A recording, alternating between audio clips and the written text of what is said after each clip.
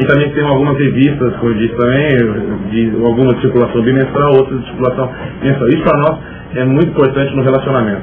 Além disso, todo evento que o IBRE realiza, a assessoria de imprensa do IBRE, ela convida jornalistas para participar. O IBRE faz normalmente 2 eventos por mês. Nesses eventos vai a imprensa, nós gostamos que ela vá, é convidada a imprensa, via assessoria de imprensa, e tem um grande momento do IBRE, que é o encontro anual, que inclusive nós fazemos, é o IBRE e a Brasca, que fazem conjuntamente uma vez por ano. Essa tem uma grande cobertura de imprensa, que é a assessoria de imprensa de ambas as instituições, trabalham em conjunto, e no qual elas conhecem cada vez mais, tanto a imprensa como nós, e melhorar esse relacionamento entre essas duas entidades, digamos assim, né? O jornalismo e instituições de mercado. Tá certo. A gente vai para o intervalo, daqui a pouquinho a gente volta. Boa tarde, ou melhor, boa noite. Já são 19 horas e 43 minutos, são 7h43 da noite. Sábado, aqui em São Paulo, falando ao vivo dos estúdios da AltV, no programa Comunique-se AltV. Você está acompanhando aí pela internet e também pela TVA aqui em São Paulo. Temos algumas perguntas aqui na nossa linha direta, começando o seu Calixto. Por que a Bovespa criou um novo mercado e também porque ele não deu certo?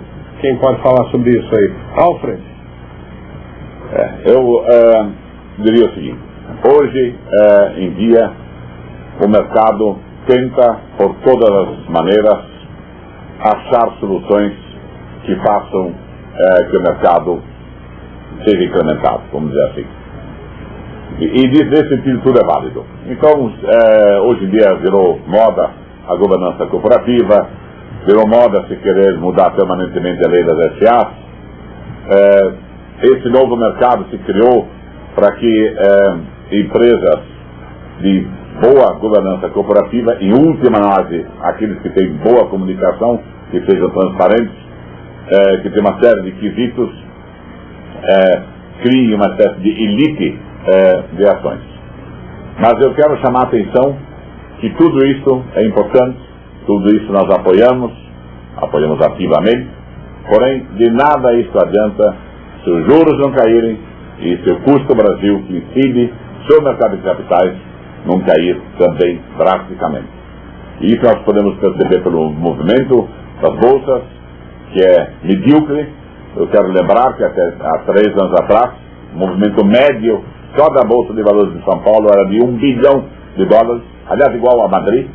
Hoje Madrid movimenta em média 3 bilhões e 200 milhões de dólares ao dia, e nós 120, 150, às vezes até 200 milhões de dólares.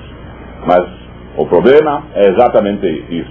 Dentro de uma globalização, esse juro escandaloso e esse custo Brasil faz com que o investidor, eu até tenho que dar razão a ele, tem mais essa, fuja para a renda fixa em detrimento da Bolsa de Valores. Gostaria de complementar. Eu acho que o novo mercado, nível 1 e nível 2 de governança pública, deram certo na medida da atual conjuntura, do cenário atual que nós estamos vivendo. Temos mais de 30 empresas hoje, ou no nível 1, nível 2, ou no mercado. O Calixto com certeza conhece bem, não tinha feito a pergunta, mas com certeza alguns internautas não sabem o que eu estou falando. Tem informações, muitas informações na Bovespa, na Bolsa de Valores de São Paulo, a respeito desse assunto. É só para complementar, vamos pensar o que aconteceu nos Estados Unidos. Estamos falando de globalização, vamos pensar o que aconteceu nos Estados Unidos com a Enron, WorldCom, escândalos contábeis, escândalos de opções com executivos, etc. No Brasil, nós começamos a falar em governança corporativa e várias empresas aderiram a isso, se listaram em nível de governança corporativa antes dos escândalos, mostrando uma capacidade do nosso mercado de capitais, apesar de pequeno, uma capacidade fantástica de estruturar instrumentos, estruturar conceitos e fazer acontecer esses conceitos que outros países não tiveram. Os Estados Unidos é considerado o país mais desenvolvido no mercado de capitais? É o país que tem mais dinheiro? Só que se pensar, as regras que nós temos aqui no Brasil, várias delas são muito melhores do que o próprio norte-americano de controle, de proteção à serviço militar.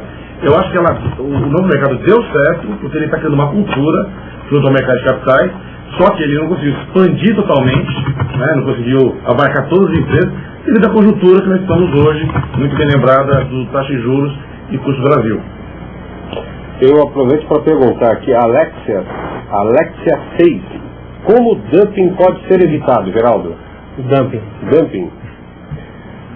É difícil, né? É uma prática, aliás, né, muito comum no comércio internacional, né, e um país acusa o outro, né, de dumping, né? É um tema que eu não sou profundo conhecedor, evidentemente, das relações com investidores, não sou profundo conhecedor do assunto, mas, por exemplo, a questão tem tudo a ver com o custo Brasil, isso, certo? Evidentemente, se a gente... O custo Brasil, acho que é um anti-dumping que nós temos no Brasil hoje, né, Florian? Quer dizer, ele mais atrapalha do que contribui, certo? Nós temos que lutar contra o custo Brasil hoje que deixa muito caro as nossas exportações são necessárias hoje para o Brasil. Eu não tenho, na minha visão, eu tenho essa visão, quer dizer, o custo Brasil ele acaba sendo um anti-dumping hoje para o Brasil, mas o dumping mesmo não tem como evitar, só organismos internacionais mesmo. Renan 2 pergunta, a ALCA vai melhorar ou piorar a situação do nosso país, Alfred? Eu diria que vai melhorar. Já disse que eu sou um defensor muito forte da globalização, mas globalização honesta e transparente, com direitos e deveres iguais, e acho que a ALCA vai nos obrigar também a sermos mais eficientes ainda, e temos condições de sermos mais eficientes, sempre há algo que melhorar na nossa vida, e dentro, como digo, de uma honestidade de propósitos, onde todas as partes tenham uma situação similar e uma concorrência por igual, e não haja esse dumping, ou o dumping seja, vamos dizer, altamente penalizado, acho que a ALCA passa a ser um bem. Antes da pergunta do João, que está aí na nossa tela, a pergunta da Vila Ema para o Geraldo, qual a relação entre o RI e o assessor de imprensa? Como eles podem trabalhar juntos, Geraldo? É essencial o relacionamento. O relacionamento duplo, ou seja, o assessor de imprensa ele fornece muitas informações do que está acontecendo no meio da mídia, no meio jornalístico, quais informações, o que está ocorrendo, né, o que está sendo discutido. E o RI, ele é essencial também para o assessor de imprensa na discussão da mídia especializada. Ou seja, quando você vai falar com um RI de uma empresa e discutir um assunto econômico com um jornalista, a discussão entre assessor de imprensa e o RI é essencial. Um exemplo que é interessante é o seguinte: quando nós estamos atendendo um jornalista, por exemplo, numa empresa, normalmente o assessor de imprensa está junto. Ele está junto conosco, discutindo, no telefone, inclusive. É importante esse relacionamento, ele sabe o meio de comunicação, conhece o meio de comunicação, ele sabe como agir, como não agir, etc. É um relacionamento muito forte, essencial. Tá? Uma forma muito simples, eu gostaria de você explicar para o nosso internauta, o que é que está chegando agora, o que é RI? RI é um profissional qual é o objeto do RI? O objeto do RI é ações e ações da empresa e custo de capital da empresa. Qual é o objetivo do RI? Ele explicar para todas aquelas pessoas que estão interessadas naquela empresa, dar esclarecimentos, melhorar a transparência, responder as perguntas, questionamentos, tanto para o leigo quanto para o não leigo. Ou seja, se você tem um interesse de saber sobre como foi formado o lucro de uma empresa já publicado, discutir alguns pontos, o RI vai ser um profissional que vai discutir isso com você, seja jornalista, acionista, investidor, jornalista de investimento. O João faz uma pergunta crucial para esta próxima semana. Qual a expectativa de ambos para a próxima reunião do Copom na semana que vem? Começando pelo Alfred. Qual a sua expectativa, Alfred, para a reunião do Copom? Aí já vem. Se for manchete, é uma desgraça. Mas eu acho que deve dar, no mínimo, um redutor de 2%. De 2 pontos percentuais. No mínimo? No mínimo. Eu digo no mínimo. Eu acho que pode variar de 2% a 3%.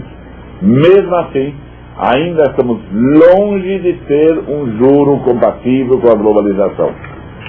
Se eu fosse hoje, se eu mandasse no Copom, eu daria uma cacetada de no mínimo 6%. O pessoal realmente sentir, nós vamos reagir, nós vamos pôr essa economia a andar, e você tem que dar um sinal claro. Esses 2% também, na ponta, volto a dizer, o juro passa a ser de 50% a 47%, que é meio que a mesma coisa. Como é que o senhor vê essa série de declarações do vice-presidente da República, o José Alencar, cobrando né, uma redução